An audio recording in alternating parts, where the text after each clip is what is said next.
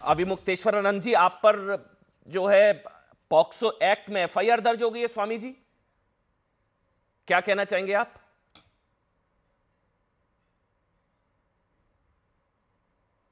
एक जाल बुना जा रहा है जिसमें हमको फंसा करके उलझा दिया जाए ताकि हम गौ माता की रक्षा की जो आवाज़ उठा रहे हैं उसको भूल करके दूसरी चीज़ों में उलझ जाएं।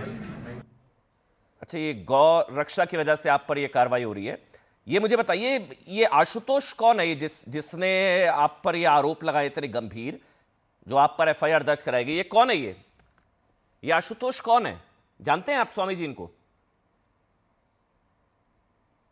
हम इनको जानते भी नहीं थे। अभी जब आप लोगों ने चैनल में इनको दिखाया उसके बाद से ही हमने इनको जाना है।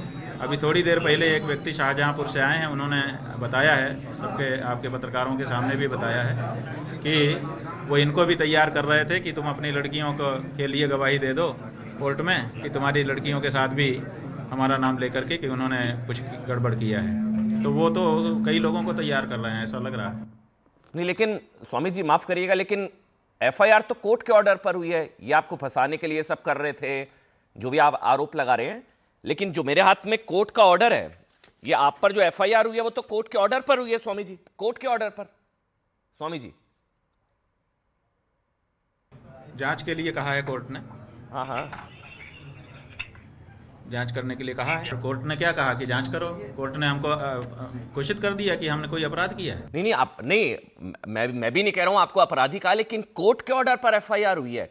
कोर्ट ने आपके केस में स्वामी जी कोई ना कोई मेरिट देखा होगा संभवतः, क्योंकि वो कह रहे हैं कि कोई सीडी भी पेश की गई, बच्चों को पेश किया गया, नाबालिग बच्चे। फिर कोर्ट ने कोई मेरिट देखा होगा तभी एफआईआर या जांच की बात की है। क्योंकि जो आरोप है, अगर आप स्पेसिफिकली बताएं, यह आरोप है कि माघ मेले के दौरान बालिग और नाबालिग बच्चे आपके पास आए थे, और माफी के साथ जो कहा गया, मैं वो आरोप पढ़ रहा हूं बस, गुरु सेवा के नाम पर संबंध बनाने का आरोप है आप पर, यौन शोषण का आरोप है स्वामी जी आप पर। स्वामी जी, ऐसा है कि वो बच्चे हमारे पास आते तो उनसे कभी हमारा परिचय तो होता ना। हम उनका नाम जानते हैं, ना उनका गांव जानते, ना उनको हम जानते, ना उनका चेहरा हम पहचानते। जो व्यक्ति कभी हमारे पास आया ही नहीं, उसके नाम से हमारे ऊपर कुछ भी आरोप लगा दो, क्या तात्पर्य है? तो फिर क्या वजह क्या लगती है आपको? मतलब आप कह रहे हैं आपको फंसाया जा रहा है, कोई ये संगम वाला विवाद का कुछ कनेक्शन है क्या? जो संगम वाला विवाद हुआ था, आप डुबकी लगाने जा रहे थे बड़ा बटकों के साथ, जो भी आपने आरोप लगाया, इसका कुछ संगम वाले विवाद से कुछ कनेक्शन है क्या स्वामी जी? ये गौ माता की रक्षा की जो आवाज़ हम उठा रहे हैं ना, बस वही इसके पीछे, सबके पीछे तात्पर्य है कि गौ माता की रक्षा की आवाज़ मत उठाओ, क्योंकि सरकारें गौ हत्या बंद करना नहीं चाह रही हैं और वो चाहती हैं कि गौ हत्यारों से चंदा लेकर के जो हम राजनीति चमका रहे हैं, जैसा कि आप लोगों ने, पत्रकारों ने मीडिया में भी इस बात को बताया है कि लंबा चंदा इनको मिलने लगा है, तो वो चंदा है उसको बंद नहीं होने देना चाहते हैं। और अगर गौ हत्या बंद करने की हमारी बात मानी जाएगी तो सब बंद होगा। तो वो स्वामी जी कौन, ये मामला है। नाम लीजिए ना स्वामी जी, कौन है? कौन आपको परेशान कर रहा है? कौन आपके पीछे पड़ा है? कौन है इसके पीछे स्वामी जी? कौन, नाम लीजिए ना। जो लोग गठजोड़ बना चुके हैं गौ हत्यारों से वही है। अन्यथा गौ हत्या बंद करने में क्या दिक्कत थी? अगर आप सच्चे हिंदू होते और सच्चे हिंदुओं के नेता और हिमायती होते तो कोई बेजा मांग तो हम कर नहीं रहे हैं। हिंदू समाज की ओर से यही तो मांग कर रहे हैं। और हिंदू समाज क्या है, इसमें तो सभी समाज आज तैयार है कि गौ माता को आप दीजिए, अच्छा दर्जा दीजिए और उसके बाद उनकी हत्या को बंद कर दीजिए। भारत में आम चलन नहीं है गौ मांस खाने का।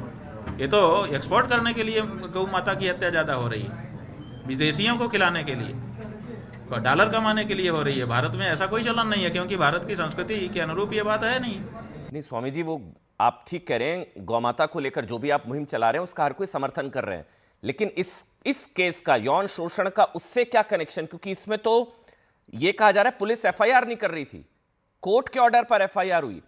कुछ जगह यह भी दावा है कि कोई सीडी भी दिखाई गई है, कुछ जानकारी आपको, कोई सीडी भी दिखाई गई है कोर्ट में।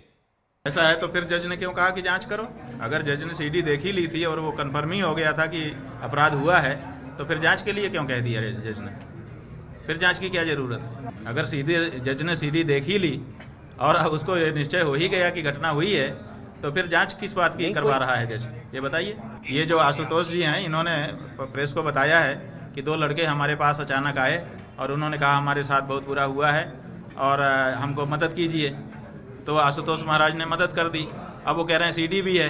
तो अब सवाल सबसे बड़ा ये उत्पन्न होता है कि वो सीडी बनाई किसने?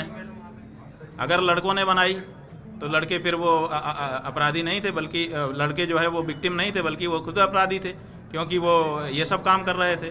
और अगर आशुतोष महाराज ने बनाई तो उनको पहले ही से पता था, फिर वो लड़के क्या उनको बताएंगे कि हमारे साथ अन्याय हो रहा है? तो वो सीडी बनाई किसने और इनको दिया किसने? कस्टडी कहाँ से हुई इनको सीडी की?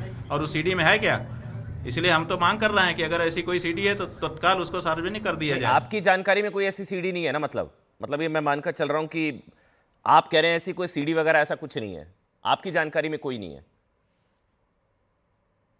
भाई जब हमारे जीवन में ऐसा कोई दृश्य बना होगा तभी ना उसको कोई कैमरा रिकॉर्ड कर सकता है। अगर दृश्य ही नहीं है तो आपके पास है कोई कैमरा कि दृश्य भी बना ले? नहीं, मेरे पास नहीं। जो दावा है, जो कोर्ट के अंदर कहा गया कि कोई सीडी दिखाई गई, बहरहाल कोई गिरफ्तारी का डर आपको?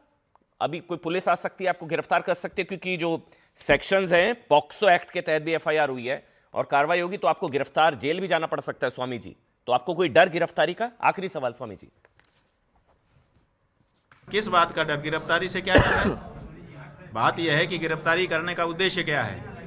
गिरफ्तारी जो पॉक्सो एक्ट में करने के लिए कहा गया है वो इसलिए कहा गया है कि जो एविडेंस हैं वो सुरक्षित हो जाएं, जो मेडिकल टेस्ट है वो करा लिया जाए। और इसलिए भी गिरफ्तारी की जाती है कि कहीं जिसके ऊपर आरोप लगाया गया है वो भाग ना जाए, छुप ना जाए, ज़रूरत पे मिले ना। तो यहाँ पर तीनों चीज़ नहीं है। यहाँ पर देखिए एविडेंस अब मिल नहीं सकता क्योंकि माघ मेले में घटना बताई गई है, माघ मेला उखड़ चुका है। और मेडिकल टेस्ट हो नहीं सकता क्योंकि बहुत लंबा समय बीत गया है, अब वो कारगर नहीं है। और जहाँ तक हमारी बात है कि भाग जाएं तो हम तो यहीं बैठे हैं और भागने का कोई सवाल ही नहीं है। तो फिर गिरफ्तारी की क्या ज़रूरत है? और अगर इसके बाद भी मुख्यमंत्री जी ने अपनी पुलिस को निर्देश किया है कि नहीं गिरफ्तार ही करना है तो हम तैयार हैं, हम पूरा सहयोग करेंगे। ऐसी क्या बात है? चलिए ठीक है, बहुत बहुत धन्यवाद आपका स्वामी जी। आपने न्यूज़ 18 के लिए समय निकाला। जो भी आरोप है आप पर, आप उस पर अपनी सफाई दे रहे थे। बहुत बहुत धन्यवाद।